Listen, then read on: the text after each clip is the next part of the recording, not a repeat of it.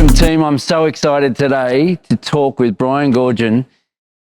Mate, the reason I'm so excited is because for a lifetime, I've traveled the world trying to learn off different coaches, and I want to share with the listeners. But I only have to travel down the road to find a person with so much wisdom I know that you share, so much knowledge, so much experience. I only quickly just checked the stats, mate. You've coached over 800 games. Your win percentage is the best in history. So you've coached more games than anyone. You've won more games than anyone. You've won more championships than anyone in the game here in Australia. I am crazy if I don't try to get you on this podcast for the listeners. So I'm very grateful to have you. I reached out to your staff here at the Kings, and they said, you better hurry up because he's going away to the Olympics again soon. So I'm very, very grateful to have this chat, mate. So thanks for your time. Nothing is scripted. Nothing is scripted. So, I like it that way. Awesome. So relax and enjoy. If you wouldn't mind, I mean, because I know you're the same. You love learning off other sports. 100%. You were, I mean, I'll let you tell your story, but you had coaching influences in you from birth because your father was a coach. So, correct. So if you wouldn't mind, just maybe let's get to know you quickly to the listeners, just share your influences and your coaching influence, and then we'll just roll. Well, basketball has been, my dad was a coach, and I grew up with the basketball in my hand. Like when I was 5 years old, basket put on the driveway, my dad teaching me how to shoot, playing as I grew older, playing one-on-one with him on the driveway, him, always going to his games, and always wanting to be on the high school team. That was, I would just, from the time my first getting a brand new basketball, getting new tennis shoes, that was like the kind of stuff that was under the tree for me as a kid. And I guess I played in high school, played college, came over to Australia and played in Australia. But the coaching side of it, the subject matter today really was, and I think about it, that I was sitting in the back seat of my dad's car from the time I started, and he'd go to the games with him and come back, go to practices. So I was in the locker room. I was sitting in the back seat as he was talking to the assistant about the game. So I always had a great influence, and he wasn't an ordinary coach. He was legendary in his own right. He Hall of Fame high school coach. We were in an area that was called Lily White Glendale back then. It was there was no African American players, and the game was, the top teams were dominated that way. So in every sport that we played in high school, we weren't very good, but the basketball team was elite, and it was run. My dad ran it very military, shaved heads, attention to detail was unbelievable. Story after story that he had, that I reflected on when I started in coaching. Some simple basic themes, and then even style of play and drills. Because when I started in Australia, it was, when we get to the coaching aspect, I learned off the seat of my pants. I got done playing and I'm right into it. And I just reflected in that. My dad is what I'm saying was my biggest influence. That's priceless. That upbringing, even like you say, just sitting around the dinner table, I'm sure you're listening to his phone calls, you're listening to him and all that stuff is in you. And then you've obviously had other influences because you came out here and you've had, you had great coaches coach you. Could you share any qualities of the people that have influenced you when you were playing, after your dad, of course, that you feel has come out in your coaching now? Well, I mean, I was unbelievably fortunate to have Lindsay Gaze is my coach. Played with that's how old I am. My last year of playing was Andrew's first. Right. And we were and that was the first year of the Tigers being in the NBL. Yes. I played 9 seasons with him, but my last season was the NBL season.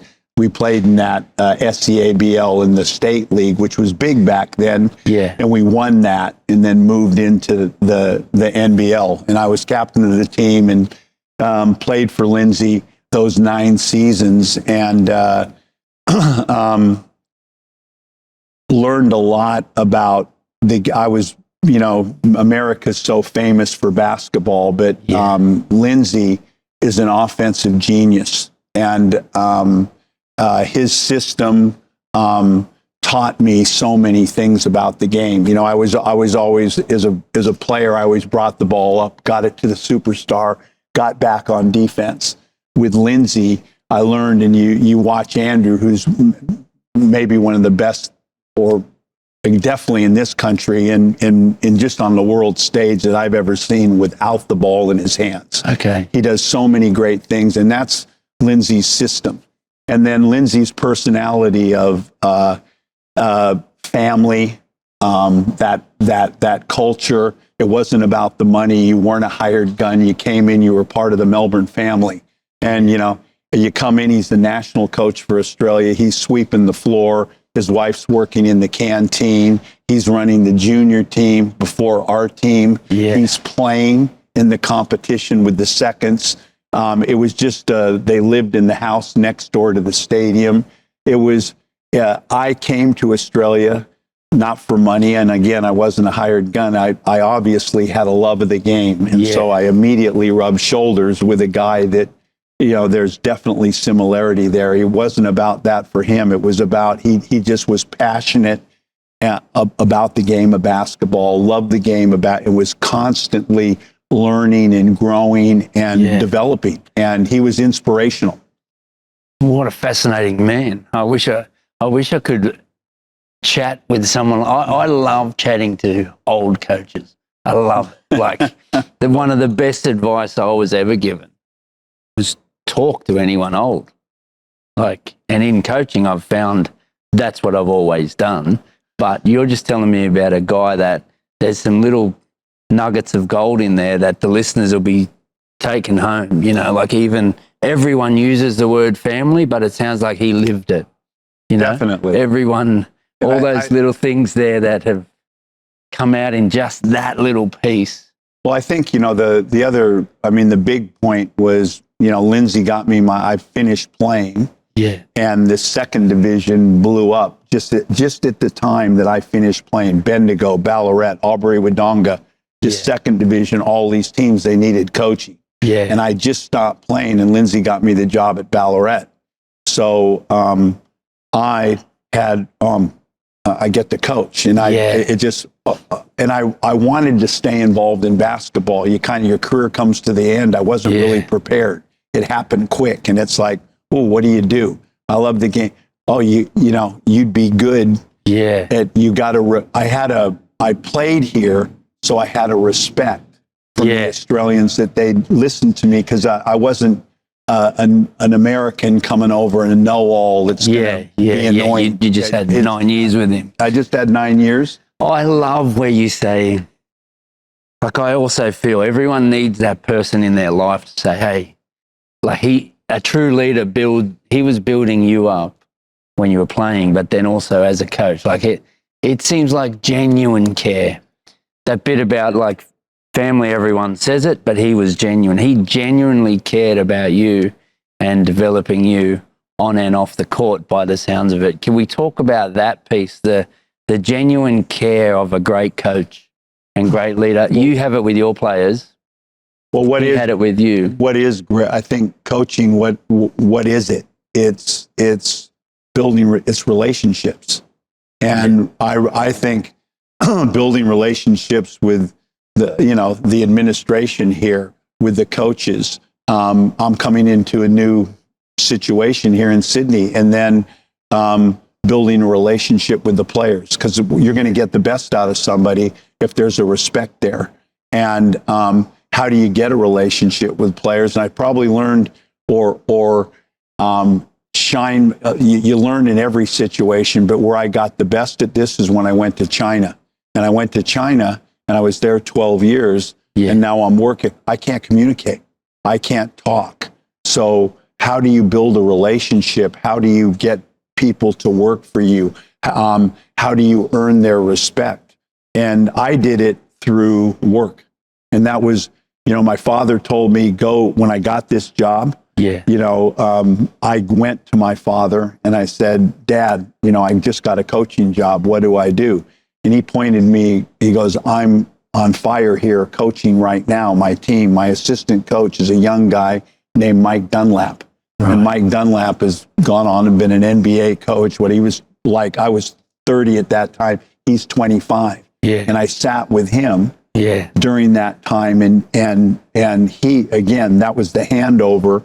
And he helped me prepare for my first job at Ballarat. And it started with go to Australia and outwork them. Outwork them. If they're going on holidays, you're in the gym. If it's a simple aspect, but it's, and it's starting to come back now. They start at 9 o'clock, you start at 7 o'clock. They train 3 days a week, you train 5. So when I started at Ballarat, my mindset was I'm gonna recruit. I'm gonna go out and work at getting players. And in Australia back then in basketball, it was just who was in your area. Right. I went to Tasmania. I went to Bendigo. I went to and tried to get the best talent that I possibly could and work them. And when I went to China, I always, if I'm the first one in the gym, if I'm the last one to leave, if you grab a guy, and the other aspect to this is work hard. Yeah. And 2 is competence. Are you competent in your craft? So a Chinese kid that you couldn't communicate, if you showed him something, hey, you do this, try this as a counter to this, and you're showing and spending time with him, sit down next to him before practice and show him video of practice, and you've cut up some of his clips. None of that had ever been done there before. So you're spending attention to make them better. And here, there's a lot of variables to it, but that was my only, and the results I got from that, and the respect I got from the main players, now them listening to me when I'm trying to do something, because they could see I genuinely cared about them, and I was genuinely trying to make them better. There you go.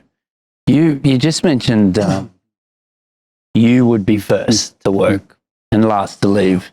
Is that something, if someone comes to you now and you're selecting your captain of the team, do you expect that from them? So if I'm employing you, I go, we have got the best leader here because he is first here, he's last to leave. Do you tell your captain that's what you expect from him as a leader? No. But as a leader of men, I think, set the standards and set the standards high. Yeah. And now you got to live those standards. Yeah. So, for me, I had certain things in my mind that are important. It's important I am the first one here. I think as the coach, it's important I'm the last one here. It's important I bring energy to practice. So I have a sheet, but if I said to you a player, his work ethic is a really, if he's going to be a leader or in set the standards. So here's what we're trying to accomplish. Yeah. Here's the standards we're putting. Now, if you put 5 characteristics to getting those standards, one of them would be work ethic. Yeah. And if you start, okay, what is a work ethic? Give me some characteristics of that. So you start, and one of those characteristics for me as a coach is first in, last out. Yeah. That's one of those characteristics. Now for a player, it might be a certain amount of shots. It might be in the leader in every drill. It might, I don't, but for me is the coach. That's one of them. Awesome. You mentioned like a lot of things that I'm listening in your answer. You mentioned the word passion and love of the game. but also you just said they're a player with a certain amount of shots. Do you agree that when there's a genuine passion, practicing the fundamentals is not a chore? Do you agree? Like I watch basketball and I love watching. When I say I watch basketball, I don't get time to watch like you would, but I love watching the little clips and the coaching clips about the fundamentals. Basketball is very big on fundamentals and the amount of reps. I love all the Kobe videos, you know. Some sports gloss over that, but could you talk to me about your love of fundamentals? Because I believe the great ones are in love with fundamentals. Do you agree with that? I do. And if you said to me, sorry for my voice, that is passion. I've been doing a lot of yelling and screaming lately. But, you know, when you talk about passion and love of the game, I think when I started in it, or I always say to the coaches in it, I have a grandson now, a granddaughter, don't shove it down their throat. Yeah. You know, I always say to coaches when they're doing the young one, your job is to help them fall in love with the game. Yes. And now you fall in love with the game. Now you're moving into where the area that it's not work. It's something I want to do. I'm coming to, if it's a chore, you're never going to get to where you want to go. There's got to be that passion. Excuse me. There's got to be that love for it. And I think we're talking about it now in Australia. I think it's so the coaches that are the most important are those when they're getting them when they're 10 to 14, and they help the kids fall in love with the game. Okay, my grandson, if he comes to a practice and there's 15 kids and there's one ball and he's in a line and he's the 15th guy in the line and he gets a shot every 15 shot, you're going to have a problem. Yeah. He's going to be all over the place. But if he's got a ball in his hand the whole time and he's dribbling and he gets to shoot and they keeping a score and there's a time, and then he comes out and he gets an ice cream, he goes home and he can't wait to come back. But those are the coach from that is so important. It's like the teacher. He has it's such an important thing to help them fall in love with the game. And then basketball, as you said, now the next step is that the skill, you're taught the skill correctly. And that's what I got in America. And I felt like when I came to Australia, my advantage was that a teacher showed me how to shoot. Yeah. And you look at Lindsay Gay's teaching Andrew, here's the proper technique. So show them. Yeah. Have them do it. Yeah. Correct it. Repetition. Yeah. That's how you teach skill. So basketball, you don't have to kick the ball to somebody. You can go over to that basket and you can do it by yourself and you can become elite. Yeah. But if you're doing a shot like this and you do a million of them every week, you're still going to be bad. Yeah. So this thing that you're saying, the coaching is such an important part in that the kids get the proper technique and then they take that home, they get it corrected. And then, the China thing again was amazing. You're on a court like this and there's 300 kids and they do everything I'm talking about in mime. Yeah. They would no ball. Here's how you shoot. Everybody set, shot. And they'd get 300 shots without a ball. You don't have to rebound it, but the technique was perfect. Perfect. And the Chinese may have a lot of characteristics that they got to get better at basketball, but they were great shooters. Yeah. And they were great shooters because of that. Yeah, okay. Brian, I traveled to America last year and I went to the Golden State Warriors and I spent some time with, and like I told you, I love the wisdom of older coaches. Ron Adams, who was the defensive coach. In our chat so far already, I heard you told me Lindsay Gaze was an offensive genius, but you were focused on defense. I feel you love defense. Am I right? Very much. I'll share with you what I learned from him in only a small time, but a couple of days with him. Great guy. I don't know if you've met Ron, just giving of his time. Just before you start. Yeah. My dad coached at UNLV. Right. And the head assistant was Tim Gergerich and Ron Adams. Oh, there you go. So my dad was on that same staff with Jerry Tarkanian. So the guy you're talking about has had a huge influence in basketball all over the world. Okay. So I am talking to the elite. Yes, he was so good. Like he spent a couple of days with me, took me to lunch with the team, and took me courtside during the warm up for an NBA game. It was, I'm not in that basketball world, but it was a fascinating experience from a guy like Ron. And I observed him coach. I observed him walk the floor. I observed him show care to all these players. I mean, I think he's 75 and he gets around, and I observed qualities in him that I said, no wonder he has coached for so long. He just had this genuine care for people that you could just see how much love they had for him, everyone in the building. But when I started getting in the coach talk about what he values most, defense was his big thing. Communication was everything. What's your take on, and for him, here's what I learned from him. He was like, communication for him, because the most connected team is the best defensive team, and the best defensive team usually wins. Communication was the key. It had to be early, it had to be loud, and it had to be constant. And the way he made that so simple for me, it relates to the sport I'm involved with here. And it was like, it shows the coaches on the sideline, it shows them that you're very present in that moment.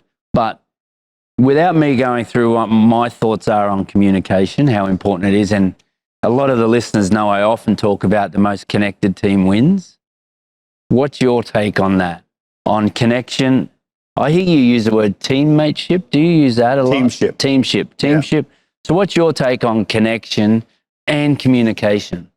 Well, on the basketball court, that what you just said there is common in teachers. Yeah. Loud, continuous talk. Yeah. Early, loud, continuous talk. So that's a constant teaching point. Yeah. And to the point where when I'm coaching and I come in at halftime and there's breakdown, I'll say, I'm out. Don't come to me. If you're not going to talk, if you're not going to communicate, then this is irrelevant and you're not talking. So if you're not talking, I'm out. So, and one of the things that's really interesting in Australian basketball and in Chinese, when you compare the Americans, and they have it right here, you're loud and you're obnoxious. You and I, you talk too much. Yeah. Americans are like that. Australians on the basketball court it's difficult to get them to communicate. It's very, and the Chinese were more difficult. When you go to where you were at, when you go to a summer league game and the summer league, and you take coaches from Australia, or when I took them from China, and you get on the bench, I go, listen, it's ball left, right, ball. That's how I got your back. That's how the game's played. And without that connection you're talking about, you can't. The game now is, and it's Australian rules football, which I'm more locked into than any other sport outside of basketball. And it's about you're constantly making decisions, and guys are rotating, and we're playing downhill, we're attacking, we're drawing to, we're kicking defensively, you're rotating all the time. And if you don't communicate, you're not going to get to where you want to go. So it's a very important aspect. And then the other aspect, we're going through this now with the national team as a coach, what are you saying? Yes. I mean, it's important. So let's say an on-ball screen defense, we'll use traffic lights. I'm going to drop green. I'm going to show yellow. And then we'll always have direction. Whether it's weak hand or strong hand, and then red's a trap, yellow's. I'm giving you an example of one thing. So everyone's got to be on, everyone's got to be on the same page with the language. So I'm now meeting with my two assistant coaches with the national team are in the NBA, and their language is different than my language. And the players all come from different NBA teams, and they're all different. So with the Boomers, we've got to get one, that communication is everything defensively. And if you don't defend, you're not winning. So communication is everything. And then our lines of communication got to have clarity. They've got to be simple, and everybody's got to be on the same page. All coaches, all players. So that side of it's important. And then that connection that you talk about as well. And I think, again, I was taught at a young age, where are you going to get better? So the other aspect that you keep, when you talk about Ron Adams and what he talked to you about, is the players, are you competent? Do you know your craft? That's another important aspect of this. And then communication. And when you say connection, I felt like I improved in my craft by going outside of my sport. So when I was in Melbourne, the sport was Australian rules football. So Terry Wallace,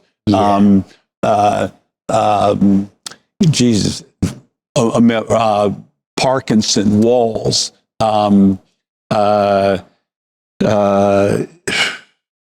Tony Shaw. But I mean, I'd go to all those coaches and watch. And so conditioning, I learned a lot about conditioning. And then in the Australian rules football, this teamship, it's like, if you don't have that, you can't win. You can't win.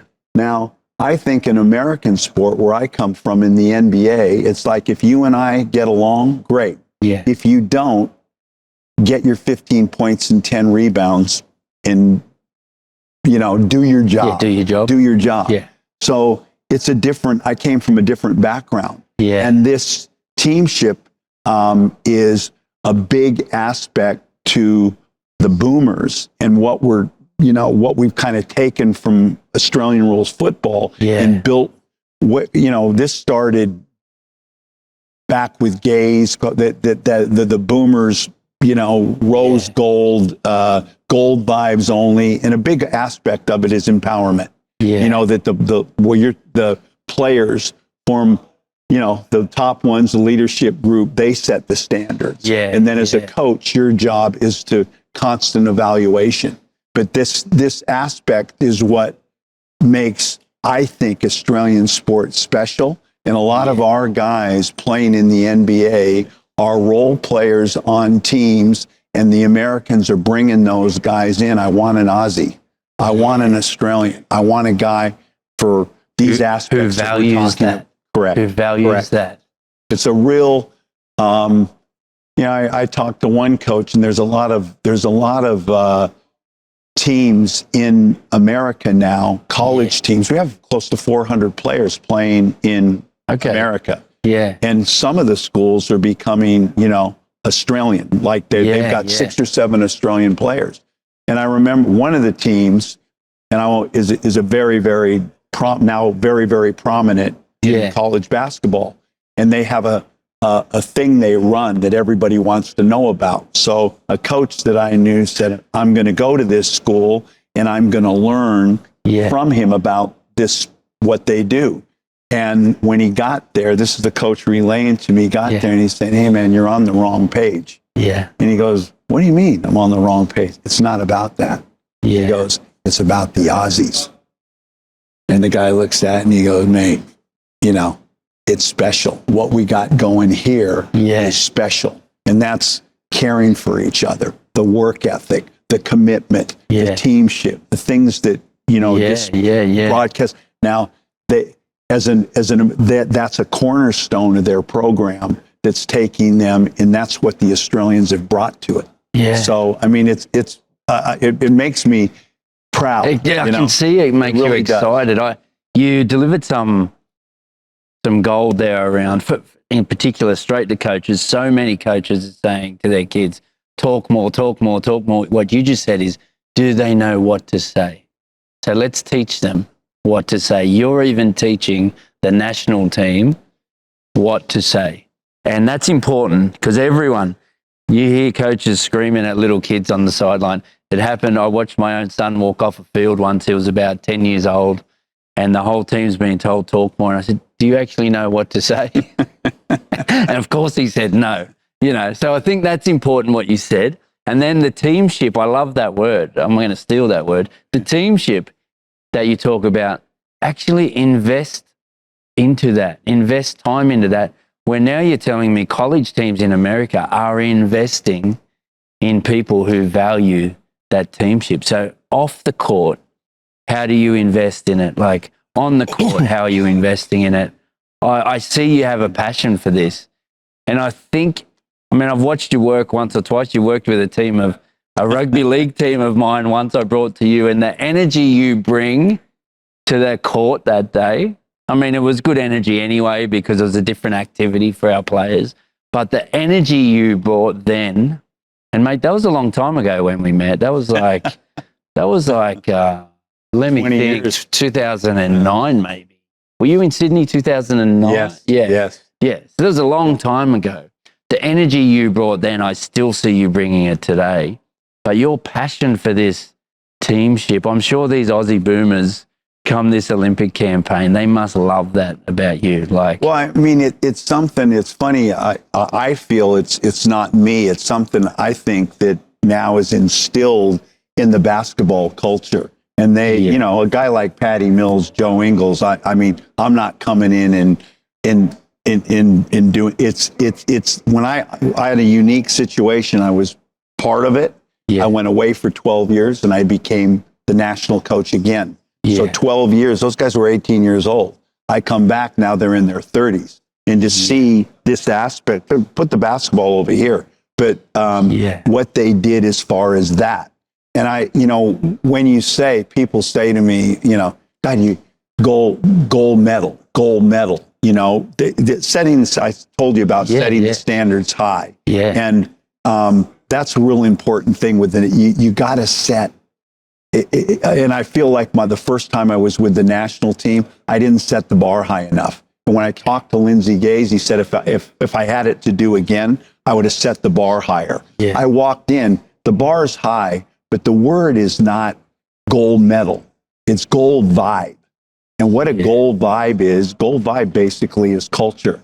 So if I'm going to come in and do this talk with you, it's at a gold level. If I'm going to put my shoes on, I'm going to tie my shoes, it's at a gold level. If we're having a meal and the meal's on the side, it's at a gold standard. The floor's at a gold. So everything that you do associated with it, and it's all the people around it. It's the manager. Make sure the ball rack's right. Make sure the food's right. When you come back, the hotel better be good. We get in at the end of a drill and pull in and was that a gold level? Yeah. That gold level, the communication was off. The rotations were slow. That's not gold level. So when you talk about now that leads to you playing at your best. And if you're playing at your best, that should be, for our boomers, that should be a gold medal. So I loved gold vibes as opposed to we're going to get a gold medal. Anyone can say that. You know what I love? Because it's a big topic to the listeners. You mentioned the word culture there, but you've just described it. Culture is living what the words on the wall are. If your words on the wall are gold vibe, you've done the same. You've traveled the world. Everywhere you go, there's words on a wall. But it's the ones who live it in all those examples you just said. So if people walk in and they know you've got gold vibe, but you could see it. As soon as you walk in the room, as soon as I shook your hand today and met your staff today, you could feel it, so I love the way that just came out in conversation without even knowing that to the listener is priceless. Living the words on the wall. Whatever your role is in the team, live that word on the wall and we will win.